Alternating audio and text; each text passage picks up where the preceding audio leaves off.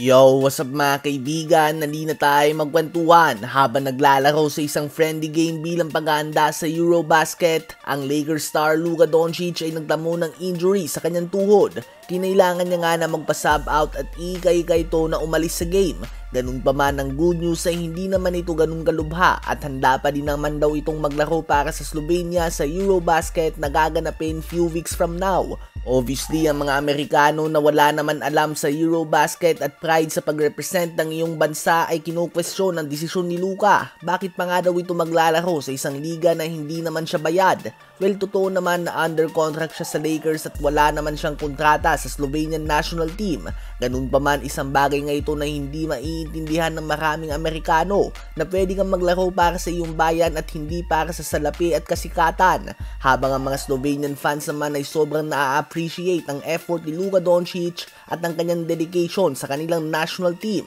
Easily ay pwede siyang magpahinga considering na may mga ganitong injury nga na pwedeng mangyari sa kanya. Ganun pa man, kahit na hindi nga bayad ay since 2018 bawat taon ay handa talaga si Luka na maglaro para sa kanyang bansa kahit na napaka-busy na niya. Kahit na naging global superstar na siya ay hindi nga siya nagpapastar at palagi nang siyang available para sa kanyang bansa. Sa ayaw o gusto man ng team na may handle sa kanya at nagpapasahod sa kanya. Pwede nga siyang sabihan ng Lakers na huwag siyang maglaro since sila naman na nagpapasahod sa kanya.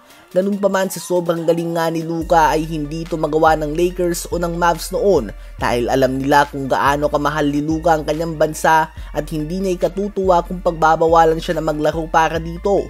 Ano ba masasabi niyo tungkol dito mga kaibigan?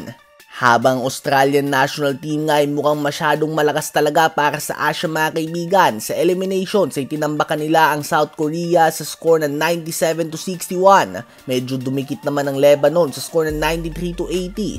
Habang Qatar naman ay tambak din nga ang inabot sa score na 110-82. Sa kasamaang palad ay isa nga ang Gilas Pilipinas sa kanilang mga biktima at tinalo nila tayo sa score na 84-60.